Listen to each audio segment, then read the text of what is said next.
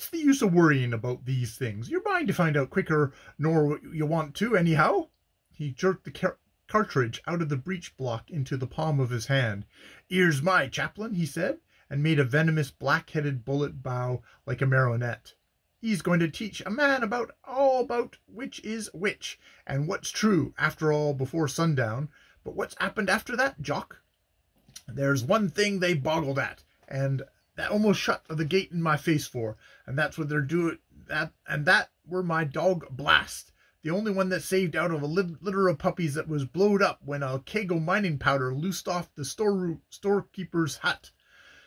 They liked his name no better than his business, which was fighting every dog he comed across. A rare good dog, with spots o' black and pink on his face, and one ear gone and lame and on one side, would been driven in the basket through the iron roof, a matter of a half-mile. They say I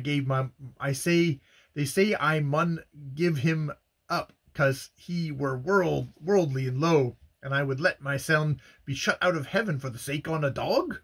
Nay, says I, if it were the door isn't wide enough for the pair of us, we'd stop outside, for we'd none be parted. And the preacher spoke up for Blast, as he had a liking for him from the first. I reckon that's why I'd come to like the preacher, and he wouldn't hear o' changing his name to Bless, as some of them wanted. So the pair of us became regular chapel members, but it's hard for a young chap of my build to cut traces from the world, the flesh and the devil of all of a heap. Yet I stuck to it for a long time, while the lads as used to stand about the town and lean over the bridge spitting into the beck o' Sunday would call after me, "Sitha, Leroy, when's ta been to preach, 'cause we're coming to hear him." Hold tha jaw, he hasn't gotten a white chocker on to morn," another lad would say, and I had to double my fists hard in the bottom of my Sunday coat and say to myself, it were Monday and I weren't a member of the Primitive Methodists, I'd leather 'em all the lot of yon. That was the hardest of all, to know that I could fight and mustn't fight. Sympathetic grunts from Mulvaney. So what with singing and practicing and class meeting and the big fiddle, as he made me take between my knees, I spent a deal o' time in Jessie O'Rontree's house place. But often as I was there, the preacher fared to me to go oftener, and both of the old men and the young women were pleased to have him. He lived in Pateley Brig, as were a goodish step off, but he'd come all the same. I liked him as well or better as any man I'd ever seen in one way, and yet I hated him with all my heart in the other. And we were watched each other like cat and mouse, but civil as you please, for I was on my best behaviour, and he was that fair and open that I was bound to be fair with him. Rare good company he was, if I hadn't wanted to wring his clever little neck half of the time. Often and often when he was a-going from Jessie's, I'd set him a bit on the road. "See him home, you mean?" said Othris. "Aye, it's the way we have in Yorkshire, seeing friends off. Yon was a friend as I didn't want to come back, and he didn't want me to come back neither, so we'd walk together towards Patey, and then he'd set me back again, and then we'd be wild 2 o'clock in the morning, setting each other to and fro like a blasted pair of pendulums twixt hill and valley, long after the light had gone out in Lizzie's window, both of us had been looking at, pretending to watch the moon." "Ah," broke in Mulvaney, "ye no chance against a marauding psalm singer. They take the airs of the graces instilled of the man 9 times out of 10, and they only find the blunder later, the women." "That's when you're wrong," said Leroy, reddening under the freckled tan of his cheeks. "I was the first with Lizzie, and you'd think that were enough, but the parson were a steady-gated sort of chap, and Jessie were strong o' his side, and all the women in the congregation dined to Liza, as she were fair fond to take up with wastrel ne'er-do-well like me, as was scarcely respectable, and a fighting dog at his heels. It was all very well for her to be doing me good and saving my soul, but she must mind as she didn't do herself harm. They talk o' rich folk being stuck up and genteel, but for cast-iron pride or respectability, there's not like poor chapel folk. It's as cold as the wind o' Grnhw hill. aye, and colder, for 'twill never change. And now I come to think on it, one at the strangest things I know is at they couldn't abide the thought of soldiering. There's a vast o fighting in the Bible, and there's a deal of Methodists in the army. But to hear chapel folk talk, you'd think that the soldiering were next door, on the other side to hanging. Aye, their meetings in the talk, all their talk is o' fighting. When Sammy Strother were struck for the summit, to say in his prayers he'd sing out, "The sword of the Lord and O Gideon." They were all at it about putting on the whole armour of righteousness and fighting the good fight of faith. And then, o' top of all, they held a prayer meeting over a young chap who wanted to list, and nearly deafened him, till he picked up his hat and fair ran away. And they tell tales in the Sunday school o' bad lads who'd been thumped and brayed for bird nesting on Sundays and playing truant on the weekends, and how they took to wrestling, dog fighting, rabbit running, and drinking, till at last, as it were a epitaph on the gravestone, they damned him across the moors with, and then he went and listed for a soldier. And they all fetched a deep breath and throwed up their eyes like a hen drinking. "For why is it?" said Mulvaney, bringing down his hand on his thigh with a crack. "In the name of God, for why is it? I've seen it too.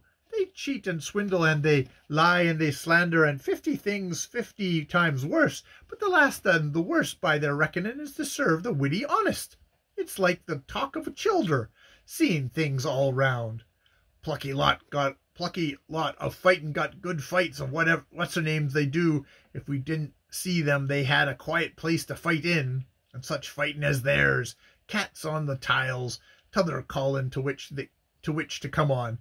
I'd give a month's pay to get some of them broad-backed beggars in London sweating through a day's road-making and night rain. They'd carry on a deal afterwards, same as we're supposed to carry on. I've been turned out a measly half-licensed pub down Lambeth way, full of greasy kebab for now," said Othris with an oath. "Maybe you were drunk," said Mulvaney soothingly. "Worse not than that. Forters were drunk. I wasn't wearing the Queen's uniform." I'd no particular thought to be a soldier in them days," said Leroy, still keeping his eye on the bare hill opposite. "But this sort of talk and put in my head, they were so good, the chapel folks, that they tumbled over to the other side. But I stuck to it for Liz's sake, especially as she was learning me to sing the bass part in a hotario as Jessie were getting up. She sung like a throstle herson, and we had practicing night after night for matters of 3 months." "I know what a horatio is," said Othris pertly. "It's a sort of chaplain sing-song, words all out of the Bible, hubbub choruses." Most Grnhw folks played some instrument or t'other, as they sung, so they also sung so you might have heard them for miles away, and they were so pleased with the noise they didn't fair want to make anyone listen. The preacher sung high seconds when he wasn't playing the flute, and they set me, as hadn't gotten far with the big fiddle, again Willie Stathern, to jog his elbow when he had to get a gate playing. Old Jesse was happy if ever a man was, for he was the conductor and the first fiddle, and the leading singer beat time with his fiddlestick, till at times he'd rap with it on the table and cry out, "Now you mun all stop, it is my turn," and he faced round to his front, fair sweating with pride, to sing the tenor solos, but he were grandest in the choruses, wagging his head, flinging his arms round like a windmill, and singing hisself black in the face. A rare singer were Jessie. You see, I was not much o' account with them all, excepting with to Lizzie Rowan-tree, and I had a deal time setting quiet at meetings and oratorio practices to hearken their talk, and if it were strange to me at the beginning, got stranger still after it, when I was shut on it, and could study what it meant. Just after the oratorios came off, Liz, as has a loose been weekly like, was took very bad. I walked Dr. Warbottom's horse up and down a good deal of times while he were inside, where they wouldn't let me go, though I fair ached to see her. "She better be in noo, lad, she better in noo," he used to say. that mun have patience. Then they said that if I were quiet, I might go in, and the Reverend Amos Barclough used to read to her lying propped up among the pillows. Then she began to mend a bit, and they let me carry her on to the settle. Where it got warm again, she was about the same as before.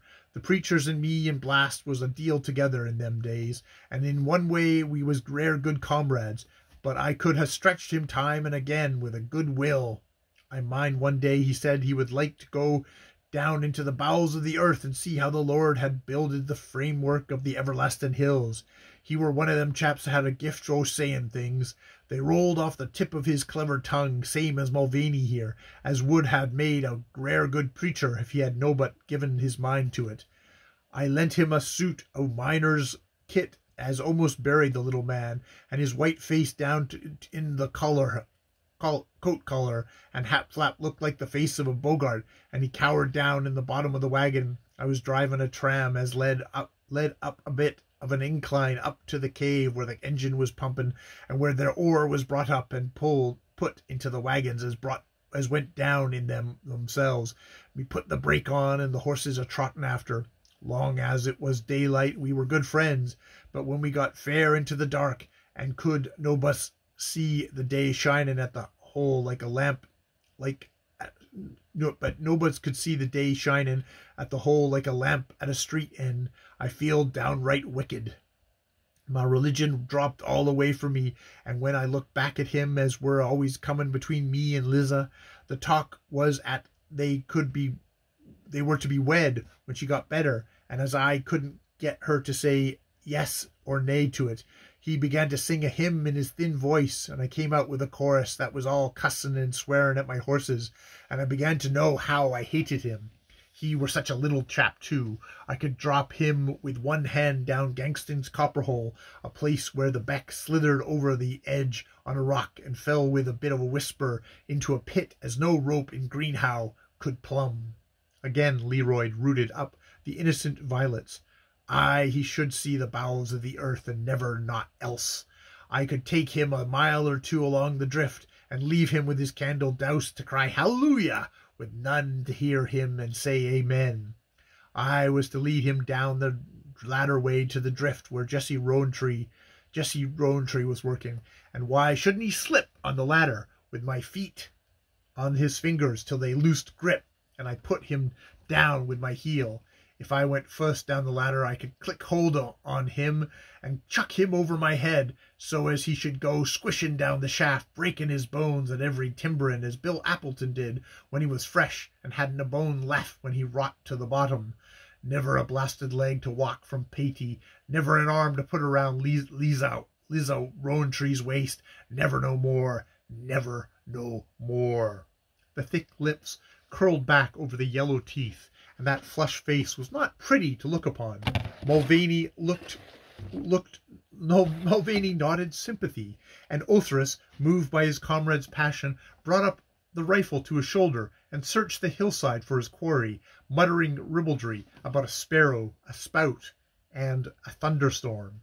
The voice of the watercourse supplied the necessary small talk till Leroy picked up his story. But it's none so easy to kill a man like yon. When I'd given up my horse to the lad as I took my place, and I was showing the preacher the workings, shouting in his ear across the clang of the old pumping engines, I saw he were afraid o' naught, and when the lamplight showed his black eyes, I could feel as he was mastering me again. I were no better no Blast, chained up short and growling in the depths of him while the strange dog went safe past. "Thou'rt a coward and a fool," I said to myself, and I wrestled in my mind again him till, when we was coming to Gongstag's copper hole, I laid hold of the preacher and lifted him up over my head and held him into the darkness on it. "Now, lad," I says, "it's to be one to the other on us, thee or me, for Liza Rowntree. Why isn't thee afraid for thyselven?" I says, for he were still in my arms as a sack. "Nay, but I'm afraid for thee, my poor lad, as knows not," says he. I set him down on the edge, and the beck still run stiller, and there was no buzzing in my head like there like when the bee came through the window of Jesse's house. What dost thou mean? Says I. I've often thought as thou ought to know, says he, but 'twas hard to tell thee. Little rowan trees for neither on us, nor for nobody on this earth, Dr. Warburton says, and he knows her, and her mother before her, that she is in decline, and she cannot live 6 months longer. He knows it for many a day. Steady, John, steady, says he, and that weak little man pulled me further back and set me against him, and talked it over quiet and still, me turning a bunch of candles in my hand, and counting them over and over again as I listened. A deal on it were the regular preachin' talk, but there was a vast lots as made me think as he were more of a man than I'd ever given him credit for, till I were cut as deep for him as I was for myseln. 6 candles we had, and we crawled and climbed all that day while they lasted, and I said to myself, Lisa Rosentree hasn't 6 months to live, and when we came into the daylight again, we were like dead men to look at, and Blast come behind us without so much as a wagging tail. When I saw Lisa again, she looked at me a minute and says, Who telled you that? For I see that nose. And she tried to smile as she kissed me, and I fair broke down. You see, I was a young chap in them days, and I had seen naught of life, let alone death, as is allus awaitin'. She told me, as Dr. Warburton said, as Grnhw air was too keen, and they were going to Bradford, to Jesse Brothers David, as work in the mill, and I mun hold up like a man and a Christian, and she'd pray for me. And they went away, and the preacher that same back end of the year were appointed to another circuit, as they call it, and I were left alone on Grnhw Hill. I tried hard to stick to the chapel, but 'tweren't the same thing after. I hadn't Lisa's voice to follow in the singin', nor her eyes shining across their heads, and in the class meetings they said that I mun have some experiences to tell, and I hadn't a word to say for mysen. Blast me, and moped a good deal, and happened we didn't behave ourselves over well, for they dropped us, and wondered however they'd come to take us up. I can't tell how we got through the time. While the winter I gave up my job and went to Bradford. Old Jesse were at the door of the house in a long street o' little houses. He'd been sending the children ways as were clattering their clogs in the causeway, for she were asleep. Is it thee? He says. But you're not to see her. I'll have none have her wakened for a nowt like thee. She's going fast, and she mun go in a piece. Thou'lt never be good for naught in the world. As long as thou lives, thou'st never play the big fiddle. Get away, lad, get away. So he shut the door softly in my face. Nobody never made Jesse my master, but it seemed to me that he was about right, and I went away into the town and knocked up against a recruiting sergeant. The old tales of the chapel folk came buzzing into my head, and I was to get away, and this were the regular road for the likes of me. I listed there and then, took the widow's shillin', and had a bunch of ribbons pinned in my hat. But next day I found my way to David Rowntree's door, and Jesse opened it, and he says, Thou'st come back again with the devil's colours flying? Thy true colours, as I always tell thee. But I begged and I prayed of him to let me see her but to say goodbye, till a woman calls down the stairway. She says John Leroyd's to come up. The old man shifts aside in a flash and lays his hand on my arm, quite gentle-like. Be quiet, John, says he, for she's rare and weak. Thou always a good lad. Her eyes were all alive with light, and her hair was thick on the pillow round her, but her cheeks were thin to frighten a man that's strong. Nay, father, you mayn't say the devil's colours. Them ribbons is pretty. As she held out her hands for the hat, as she put all straight, as a woman will with ribbons. Nay, but what they're pretty, says she. But I had like to see thee in thy red coat, John, for thou was always my own lad, my very own lad, and none else. She lifted up her arms, and they come round my neck in a gentle grip, and they slacked away, and she seemed fainting. Now you must get away, lad, said Jessie, and I picked up my hat and came downstairs. The recruiting sergeant were waiting for me at the corner public house. You seen your sweetheart? Says he. Yes, I've seen her, says I. Well, we'll have a quart now, and you'll do your best to forget her, says he, being one of them smart, bustling chaps. Aye, sergeant, says I, forget her, and I've been forgetting her ever since. He threw away the wilted clump of white violets as he spoke. Othrys suddenly rose to his knees, his rifle at his shoulder, and peered across the valley in the clear afternoon light. His chin cuddled the stock, and there was a twitching of the muscles of the right cheek as he sighted. Private Sandley Othrys was engaged on his business. A speck of white crawled up the watercourse. See that beggar? Got him.